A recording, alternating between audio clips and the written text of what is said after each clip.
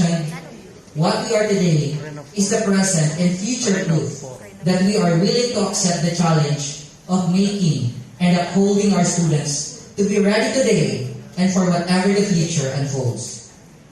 With this, and the challenge posted by Ma'am Rachel, and of course, with the guidance of our Almighty Father, I am confident and happy to say that challenge accepted. Once again, good afternoon.